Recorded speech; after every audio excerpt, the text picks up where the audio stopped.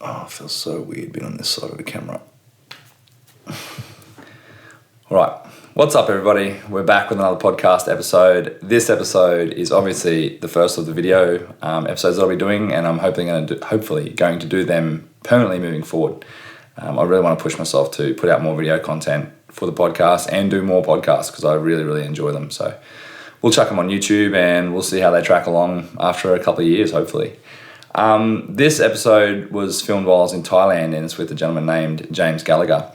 Really highly skilled Bellator MMA fighter, Brazilian Jiu-Jitsu black belt, super inspirational dude, really nice guy, pretty provocative dude on the media platforms, but I think it suits his personality because he just doesn't give a shit what people think. He's there riding his own path, riding on his own path, and I draw a lot of inspiration from people like that are so tunnel visioned and so disciplined that the outside noise just doesn't make its way in. So we have a chat for about 45 minutes. It's only a short one because James had other commitments, but he was nice enough to give me that little slot of his time, and we chat a little bit about lifestyle and what it takes to be a fighter and discipline, what it's like in Thailand, living and training out of there. We actually shot this on the mats in Bangtao Muay Thai MMA. So I was limited to gear, so we only had one camera and mics sprawled out over the floor. And it was a little bit messy, but the content's pretty good, I think. And as always, feedback is welcome. I really appreciate it, good or bad. And I'll see you on the next one.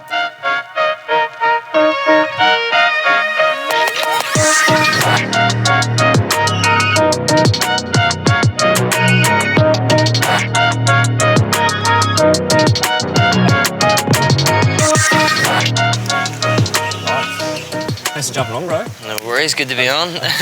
Appreciate it.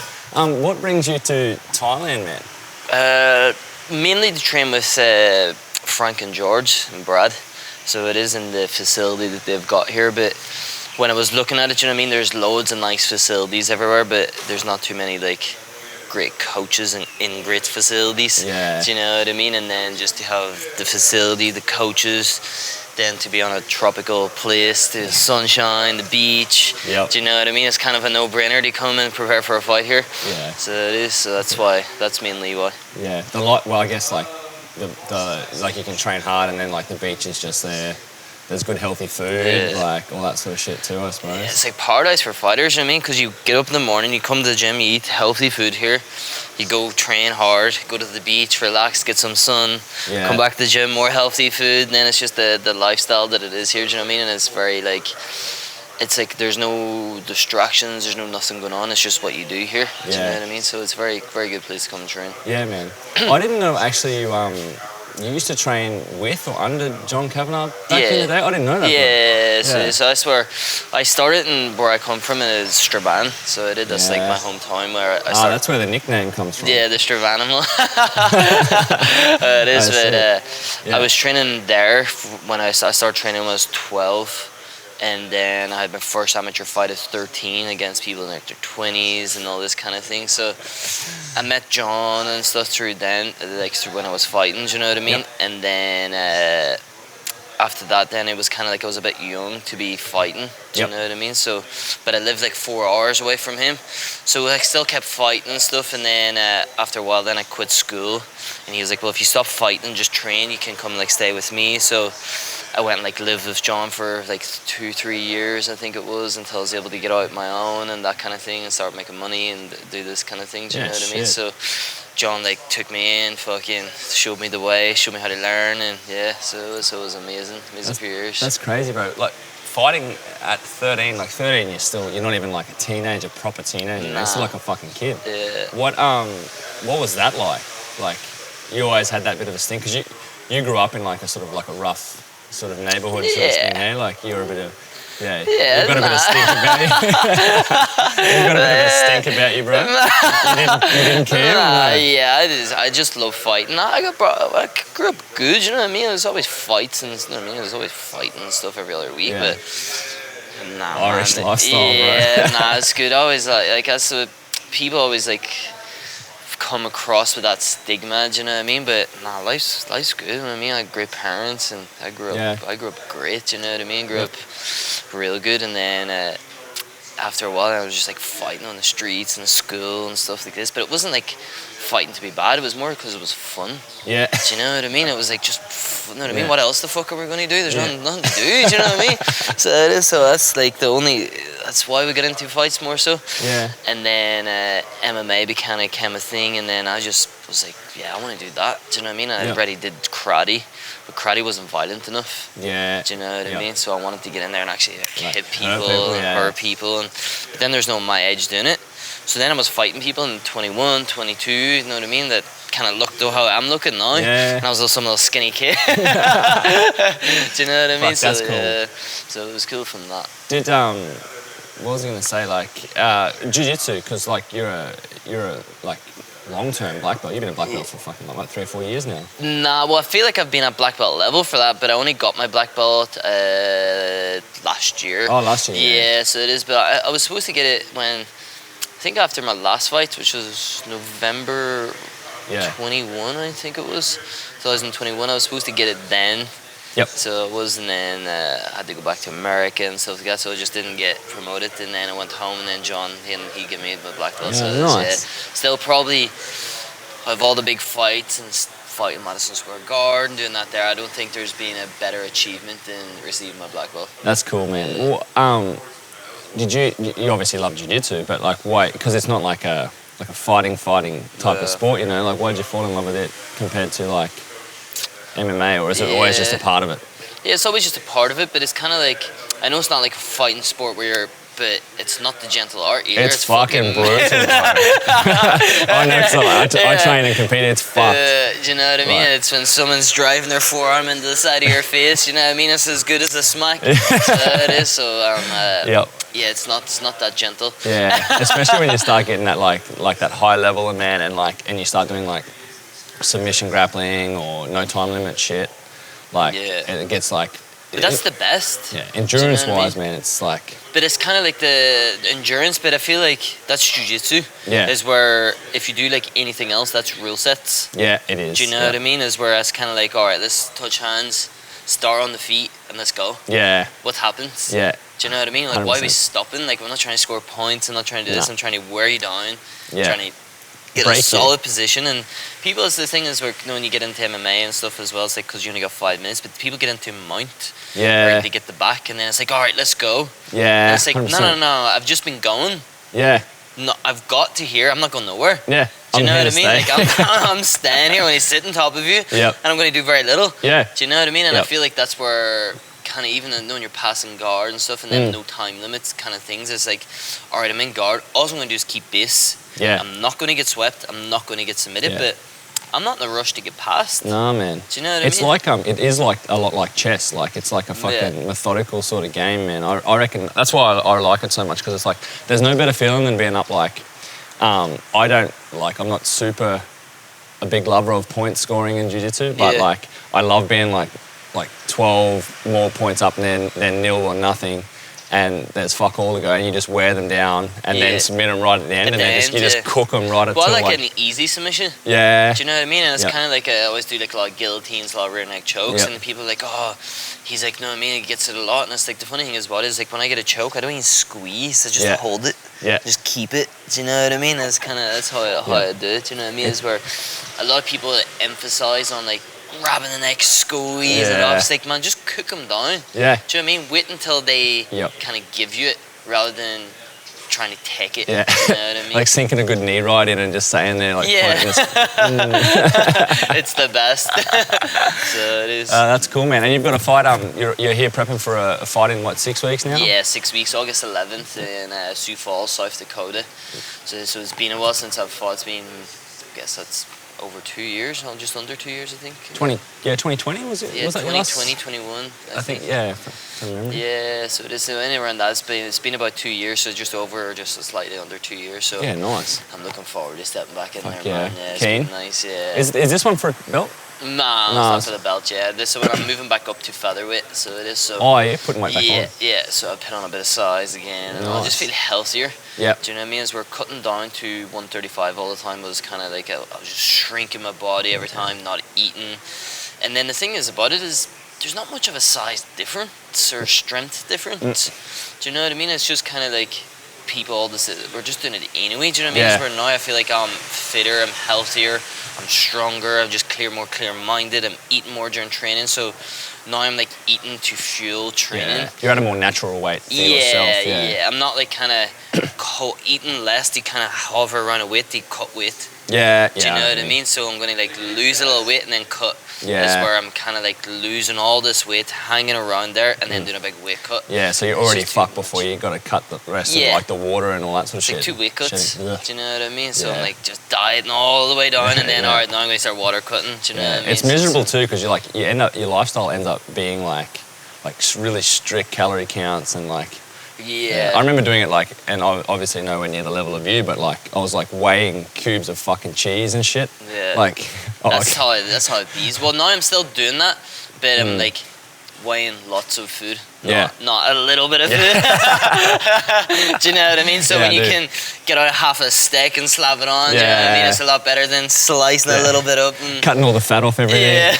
You can eat a chicken thigh instead of a chicken breast. I work with a really good nutritionist, Tyler Minton, so I work with him like all year round. You know what I mean? So I'm kind of like, I'm never too far off being in good shape always. You know what I mean? So I noticed that just from talking to you. You seem to be really strict with like looking after yourself. And like here, for example, in Thailand, like there's really high risk because of the humidity and everything, and bacteria, and the water's pretty shitty. Like staff and all that. Like you seem to be really, really strict with like not over the top, but like super high level of hygiene. Your diet's really strict. Yeah. I feel like you seem to like prioritize a lot of that stuff as well. Well, as I feel training. like because that's me, and if I'm not the best, if I'm not waking up feeling clean, feeling fresh, do you know what I mean? Yeah. Then how can mobility, eating nutritious, good sleep, good rest, and how can I perform at my best?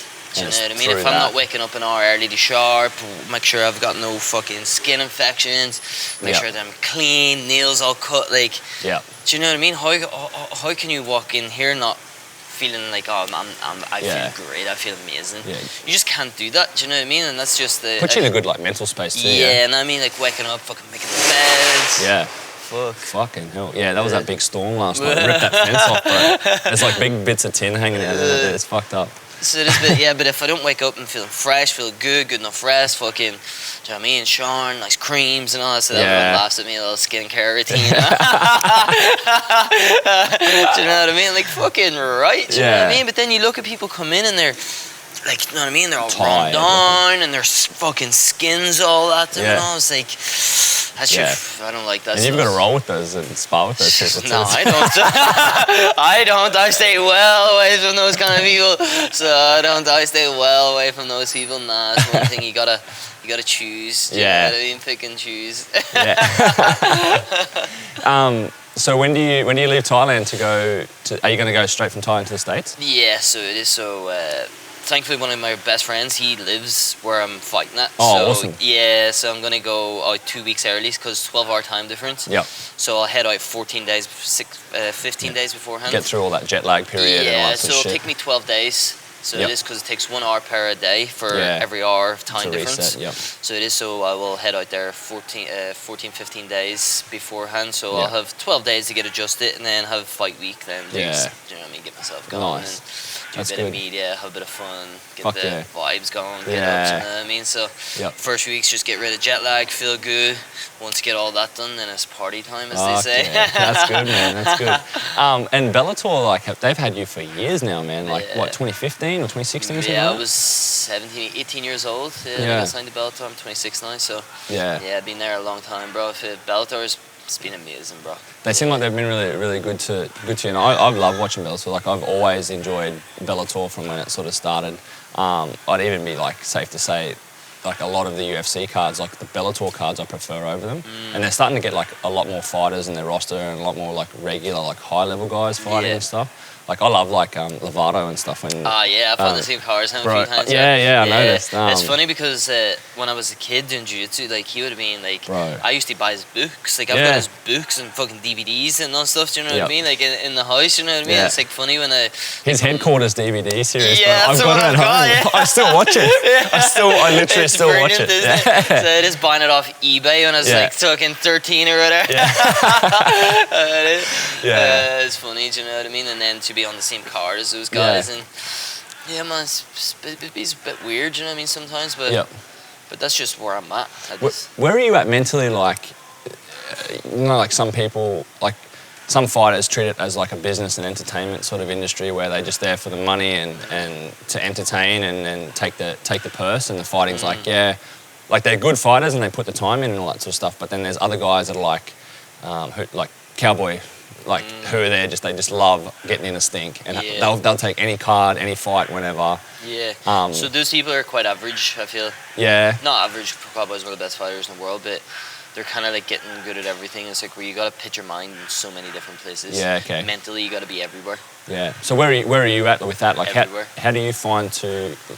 Is it timing? So do you try and prioritise? Oh, at this period of time, I need to prioritise my training and fighting and have that fight mindset. So and it's then like swinging plates. Yeah. Okay. So it is. So it's like, you know what I mean? Or if you've got like if it's like in a bar graph, you know what I mean? If it's like little, you know, if you're like playing an Xbox and you got so many lives, you know what I mean? So you put it into like what do you prioritise? Yeah. You know what I mean? So this is the thing is about where like prize fighting and all this kind of stuff is where people get lost in this kind of thing, and that's where people like either rise, they go level because they can't be truthful with themselves.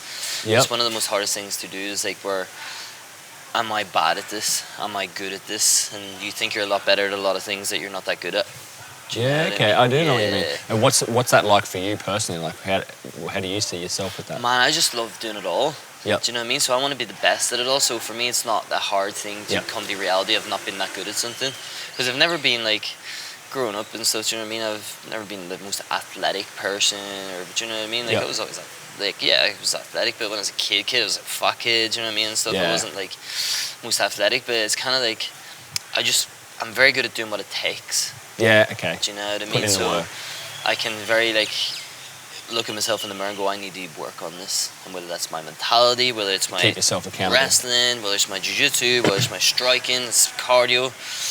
I'm usually very good at that. Do you know what I mean? So that's probably one of my best abilities is being able to tell myself what I need to work on. Yeah, right. Do you know what I mean? That's good. And hold yourself accountable to that too. And being like you say, honest with yourself. Being like because when you get so much good at like say like you get so complacent that like 100%. If your jiu-jitsu's so good, you're like, well, why do I gotta strike when I can just choke everybody? Yeah. If you're knocking everybody out, well, why do I need to fucking do jiu-jitsu when I can just knock everyone out? Yeah. And then if you're fucking making tons of money and you've got like tons of fame, I'm sure you're going, well, why the fuck do I gotta train if I've got tons of money? Yeah, do you know I don't need to fight. Yeah, so then it's just about like, well, what are you about? What's true to you? What's true to you? That's true. For me, it's every fucking one of them things.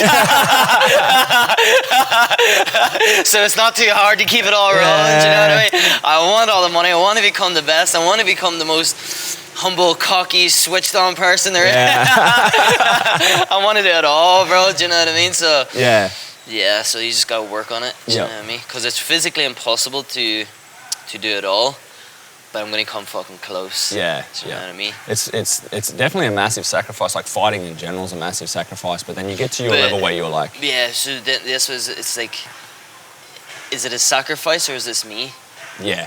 100%. Do you know what I mean? So I feel like if you're sacrificing so much, if you treat it as a sacrifice, then are you meant to be there? Yeah, is this really for you? If it's really that difficult, or do you really want to fight? Do you know what I mean? Yeah. Do you really want this lifestyle if you're sacrificing so much? It's like for me, I sacrifice time from like my parents. Yeah. Do you know what I mean? I sacrifice time from my family. I sacrifice time from my friends. Do you know what I mean? And then even at that, it's kind of like, is that a sacrifice? Yeah. Or is because like my dad's coming here on Sunday. My family, my mother's on to me every day, how's training going? My friends are asking me how's training going. Yeah. Is that a sacrifice, or am I doing these people proud? So then if I'm doing these people proud, what am I sacrificing? Exactly. I'm doing, because if I'm spending time with them, I'm not doing this. Yeah. Then I'm sacrificing. That's a letdown for them. Yeah, 100%. I'm letting them down. Do you know what I mean? Because I'm spending time having fun. I'm not putting in the work to make these people proud, to show them what they always believed in me, what I told them, what I'm capable of. Yep. Because I convinced them that I'm going to do this. That makes total sense, man. So now that I convinced them, now that they believe in me. Yep. Not that it ever took much convincing to my parents or anything like this. They believed in me, do you know what I mean? Because they could see the work. So it's kind of like, so what is the sacrifice? Because I feel like if I'm not here doing the mat, spending time away, then I'm sacrificing everything I promised to them. Yeah. I sacrifice so much more than that time I know that exactly I'm away. what you mean. So it is because they support me so much. So it would only be such a sacrifice of time and whatever it is if they didn't support me.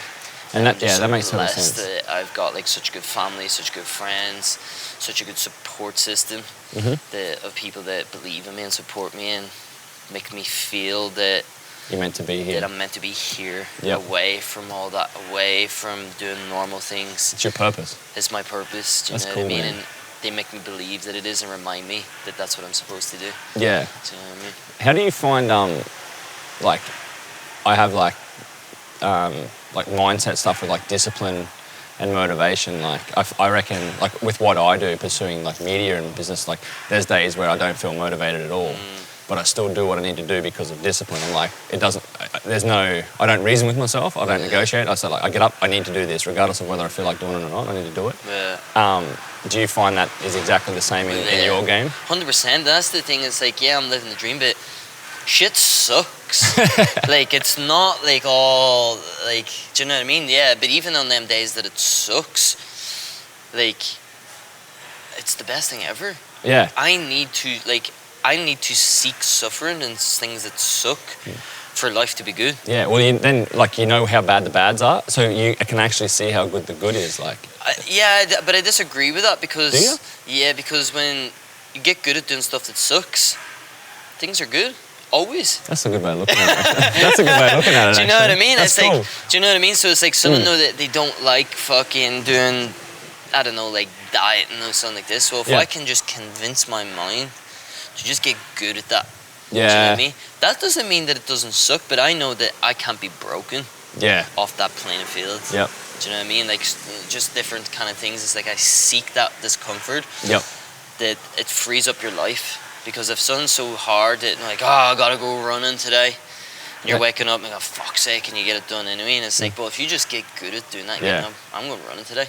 Yeah, that's exactly right. And it doesn't occupy a space in your mind where you try and like, oh fuck, I don't feel like it, I'm tired. I'm like, you go and you don't make excuses, and you just go like, you get up and run. But that's a thing that you gotta work. 100%. You know what I mean? Some days you wake up and it's like, it fucking sucks, but you get, it sucks, but tomorrow it's like, I'm gonna do that. It sucks, but let's get it. So now I'm excited to do something that sucks because I know I can do it. I was ready to run last week.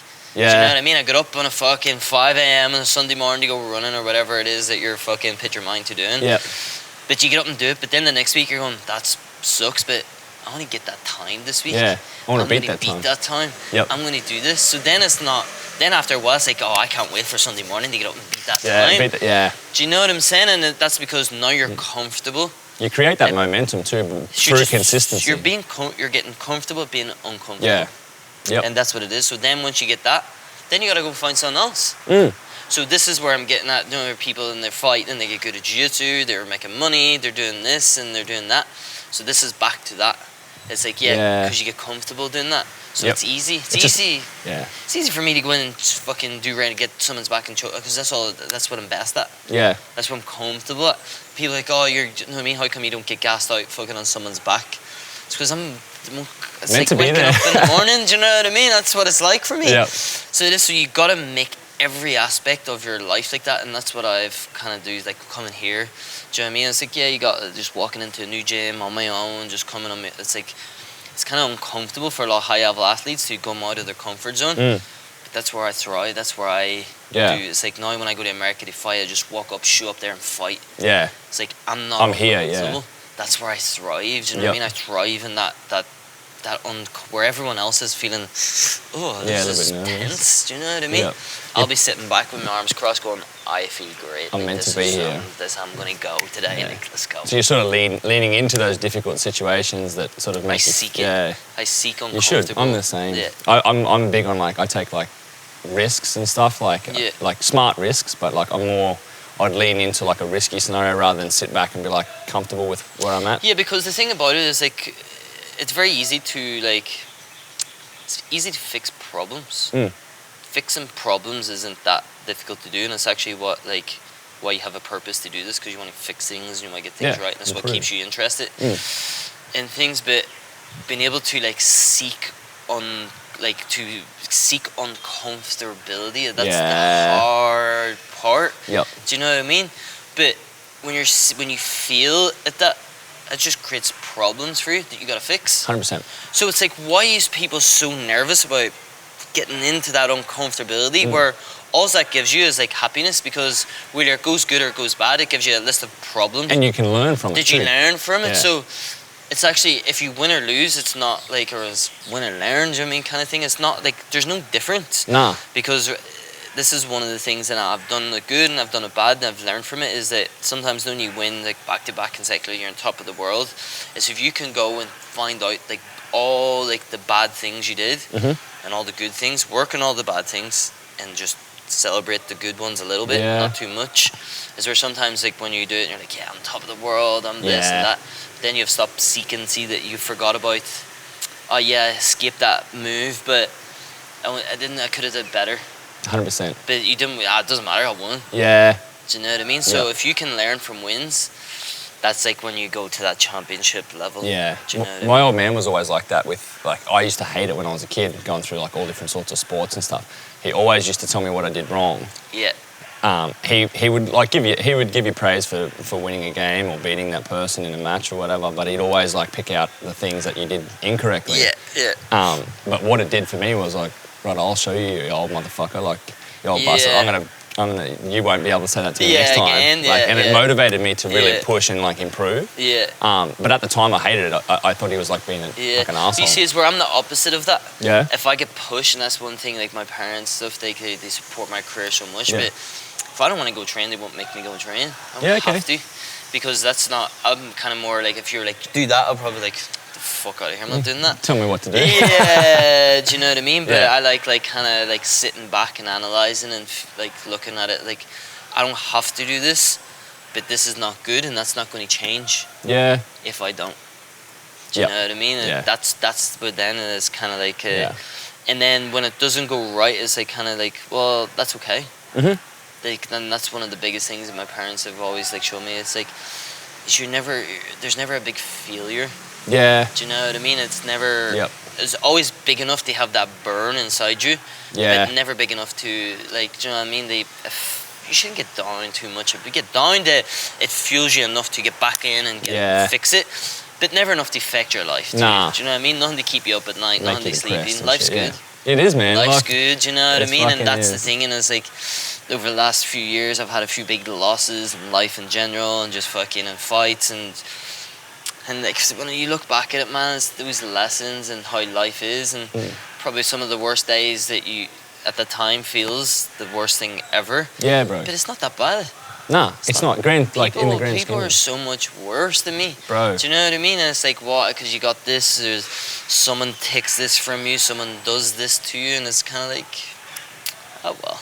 Yeah, exactly. Literally, exactly. I'm going to go to the gym. I'm going to work on what needs to be worked on. Yeah. Spend a little time in there. Control what I can control. Control what I control and let go of the rest. You know what I mean? Man. So it is such a good way to have it in the head. And the people I can't gel with are the people that like complain about everything, but aren't willing to put in the work to get themselves out of a situation or fix the problem. The problem's going to be there. Yeah, 100%. Yeah, and that's the thing about it. It's like kind of, that's what I'm so thankful for. Like, my parents never pushed me or anything, but they always taught me that your problems are always going to be there if you don't address it. They're never going to go away, but they're not that bad. No. Like, don't be getting so uptight about no stressing about it. It's like, just do what you got to do. Get rid of the fucking thing and continue on. Do you know what I mean? And if it's not that important, or you really don't want to do it, then you shouldn't be worried about it. 100%. 100%. It's one way or the other. Do you know what I mean? And it's literally that black and white. Yeah. It's literally that black and white. It's either bad enough for you to like, oh, I'm going to fucking work my bollocks off here to fix this. Yeah.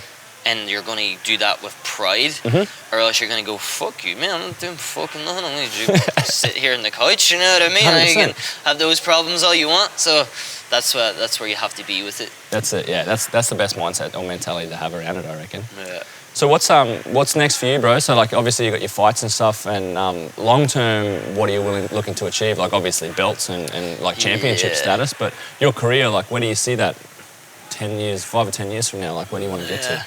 10 years is a tricky one because things move that fast in the MMA game. But for the next like 5 years, I want to go down as one of the. No, I want to go down as number 1. I want to be a world champion. Yep, So in just Bellator. whatever weight position, like featherweight, I suppose. Yeah.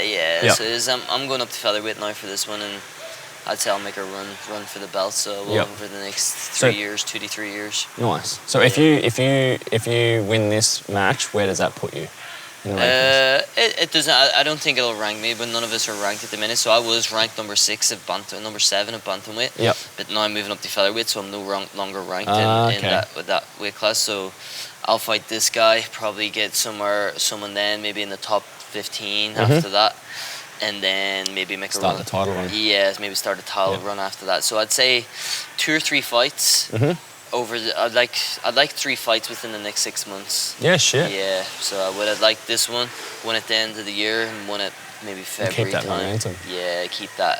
I heard rumours maybe about a show back in Ireland in February.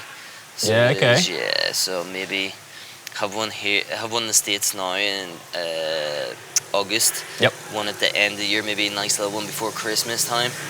And then maybe have a tasty one then, a spicy one in February. Yeah. That's sick, man. So it is, but that's it's kind of thing you can hope all you want, but that's down to me. Yeah. So it is. So it's kind of like when you work with.